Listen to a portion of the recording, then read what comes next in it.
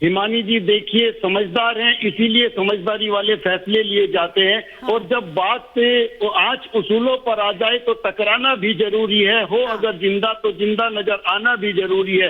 आपने देखा जब मुजफ्फरनगर के दंगे हुए थे, ये वो वाली कौम है, इसने जब भी अपना रंग दिखाया था। और जब अखिलेश यादव ने दबाने की कोशिश की या समझौते इस तरीके से करने की कोशिश की खुद को बड़ा बनकर, तो जयंत चौधरी ने फिर इसी तरीके का जुम्मा कुछ घंटे भी नहीं बीते हैं, कुछ घंटे भी नहीं बीते हैं, इतना गुस्सा। बात गुस्से की नहीं है हिमानी जी, बात न्याय की है। देखिए, किसानों की लड़ाई लड़ी जाती है और किसान मसीहा चौधरी चरण सिंह का अगर सम्मान होगा तो उसका न केवल जयंत चौधरी स्वागत करेंगे, पूरे देश का बच्चा बच्चा आज स्वागत कर रहा है। मैं आपको गांव की हालत दिखा सकता हूँ। गांव में जगह जगह नुक्कड़ पर लोग खड़े हैं और इसी चीज की चर्चा हो रही है कि भाई ये देश के प्रधानमंत्री ने इतना बड़ा फैसला लिया है। इससे पहले क्या होता था, जो पूर्ववर्ती सरकारें थी, कांग्रेस का आपने राज देखा, उनको भारत रत्न देने के लिए केवल अपने ही अपने लोग दिखते थे, उनको देश का कोई रत्न नहीं दिखता था। तो ये एक बहुत बड़ा फैसला है और हर व्यक्ति, छोटे बड़े, बच्चे बूढ़े बुजुर्ग, हर कोई इसका बड़ी दिल की गहराइयों से स्वागत कर रहा है और धन्यवाद दे रहा है देश के प्रधानमंत्री को। तो आज चाहे आरएलडी की बात कर लीजिए, चाहे किसी की भी बात कर लीजिए, मैंने देखा अलग अलग समाज के लोग आज इस चीज का स्वागत कर रहे हैं, कह रहे हैं ये चीजें बहुत पहले हो जानी चाहिए थी, लेकिन देर आए दुरुस्त आए। तो इस चीज का क्रेडिट देखिए मौजूदा सरकार को मिलेगा। और रही बात राजनीति की, जहाँ जयंत चौधरी को सम्मान मिलेगा, जहाँ वो सम्मान नहीं दिया आपने नाहिद लारी जी, ये गुस्सा भांप नहीं पाए क्या अखिलेश यादव जी? सोशल साइट पर ट्रेंड कर रहा है कि आप लोगों ने भारत रत्न खो दिया।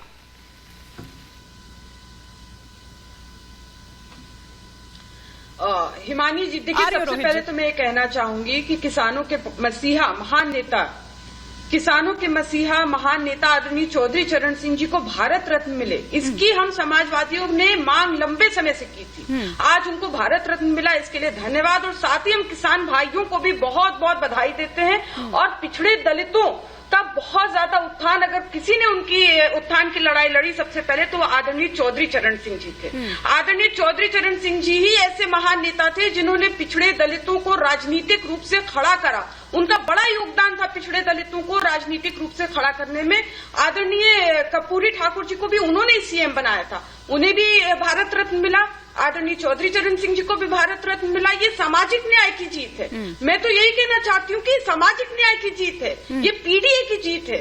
अब आप ये समझिए कि 10 साल से बीजेपी सरकार में थी, लेकिन 10 साल से याद नहीं आई बीजेपी को। वहीं आप देखिए माननीय नेताजी, माननीय लेकिन आपने पीडीए की बात की, उसका जवाब मैं रोहित जी से लूंगी, जो आप कह रहे हैं कि अब तक याद नहीं आया। मेरी सुनिए ना, आपका पीडीए बन नहीं पा रहा है, आप पिछड़ा दलित नहीं, आप ही से सवाल है, आप ही से सवाल है, आप पिछड़ा दलित अल्पसंख्यक करते रह गए। सुनिए ना, पिछड़ा दलित अल्पसंख्यक करते रह गए और वो इंग्लिश वाला public display of affection, English वाला पीडीए करते करते वो निकल लिए एनडीए।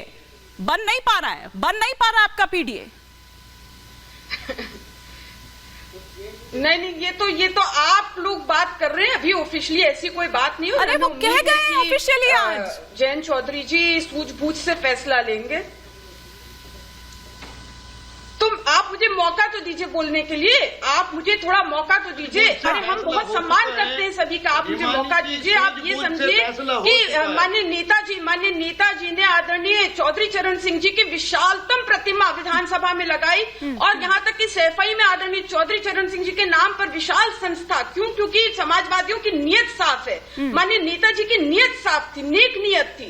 ये वोट नीयत नहीं है, ये बीजेपी की जैसे वोट नीयत नहीं थी कि वोट ही चुनावी बेला आई, चला चली की बेला आई तो आपको सब याद आ जाता है। ये वोट नियत है बीजेपी की। और जो आप बात कर रही हैं, तमाम बातें आप लोग पीडीए की कर रहे हैं, एनडीए की कर रहे हैं। अरे आप ये समझिए हिमानी जी, ये फरवरी का महीना चल रहा है, बिहार में जो है पतझड़ का महीना, उत्तर प्रदेश में भी पतझड़ का महीना चल रहा है। बिहार में तो बहुत ही पतझड़ हो रहा है, जो सूखे पत्ते वो गिरते हैं पतझड़ में, जितने सूखे बेजान पत्ते पेड़ से गिर जाते हैं, उसमें फिर थोड़ी देर दिन के बाद हरे पत्ते आ जाते हैं, हरियाली हो जाती है। उसी तरह आप समझे कि राजनीति में भी अब पता नहीं हरियाली होगी या जमीन खिसकने का डर सर आ रहा है, ये देखने वाली बात होगी। एक क्विक रिएक्शन रोहित जी दे दीजिए, फिर मैं प्रदीप जी का रुख करूं और अजय जी का रुख करूं, ठीक है?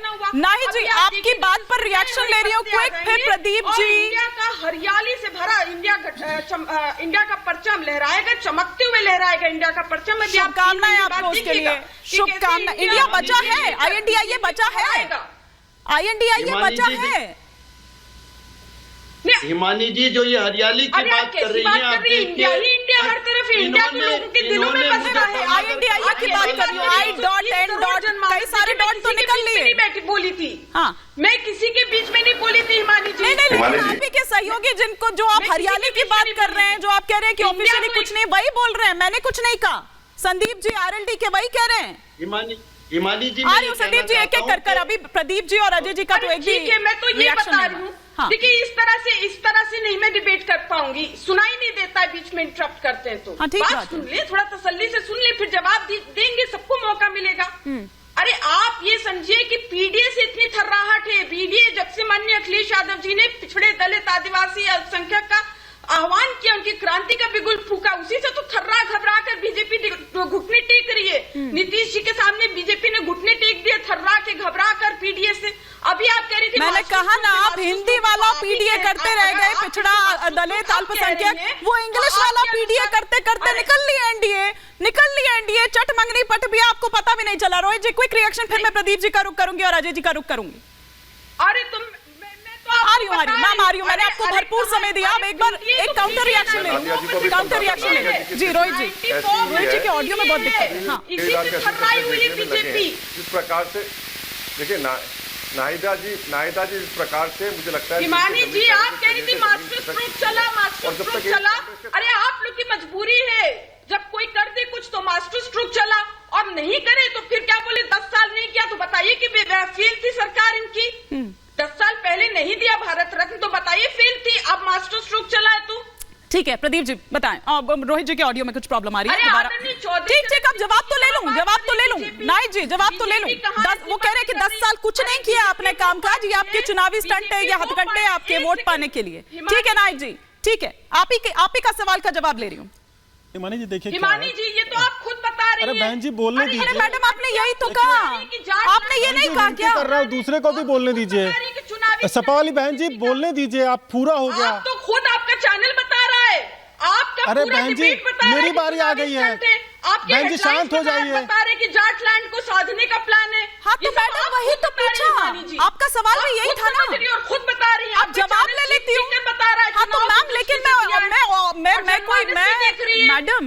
मैं लेकिन स्पोक्स पर्सन नहीं हूँ, तो मैं जो स्पोक्स पर्सन है उनसे जवाब ले लेती हूँ जी। देखिए बहन जी का इतना झंझलाना, इतना गुस्सा करना।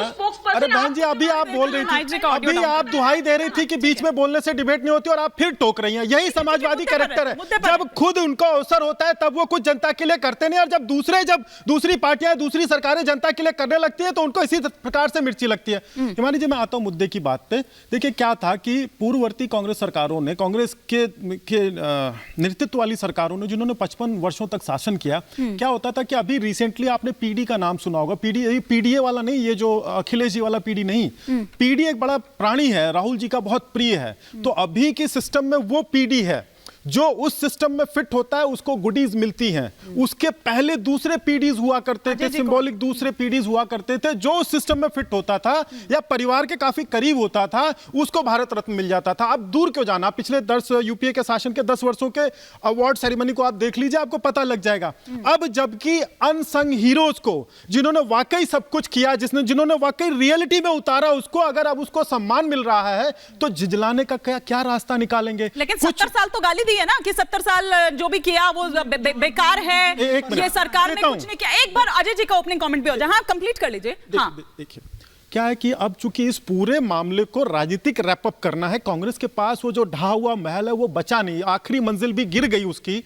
तो आपको तो एलिगेशन लगाना ही, आप इस पे थैंकफुल हो कि ठीक है भाई चौधरी साहब कांग्रेस के नेता थे, हमने सम्मान दिया, हमने बड़ा दिल दिखाया, हम यहाँ राजनीति को नहीं लाए। हम कोई भी अवसर इस्तेमाल कर सकते थे।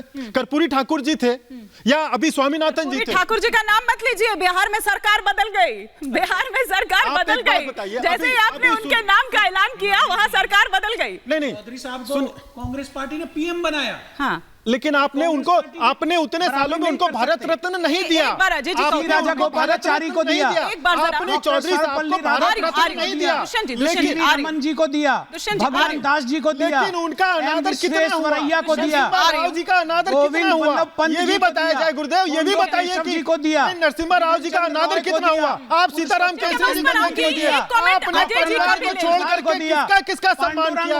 आपने परिवार को छोड़ करके कांग्रेस ने किसका सम्मान किया? ठीक है, परिवार को छोड़ करके ये कामराज को दिया, मदर टेरेसा जी को दिया, विनोदा भावे जी को दिया, खान अब्दुल गफ्फार खान जी को दिया, एम जी रामचंद्रन जी को दिया। ठीक है, अब मैं किसने दिए? जरा एक बार अजय जी का जरा एक बार अजय जी का ओपनिंग कमेंट भी आ जाए। ठीक है, ठीक है अजय जी, सारे समीकरण साध रही है बीजेपी। किसने दिया? जो मैंने नाम लिया, ये भारत रत्न दिए हैं, ये भारत के रत्न। लेकिन आप मानो को ठीक है, ठीक है, आपने भी मेरी बात का जवाब नहीं दिया प्रदीप जी, आपने भी मेरी बात का जवाब नहीं दिया। एक एक करके, नहीं एक सेकंड, आपने भी मेरी बात का जवाब नहीं दिया, रोहित चहल ने भी सेम सवाल था, जवाब नहीं दिया। अब जरा मैं अजय शुक्ला जी के पास चली जाती हूँ, हो सकता है वहां से जवाब मिल जाए। अजय शुक्ला जी, सारे समीकरण साध रही है बीजेपी, लेकिन वही सेम सवाल मैं आपके पास लेकर आती हूं कि अवार्ड देने की, अब अवार्ड तो दिए जा रहे हैं, लेकिन वही 70 साल वाला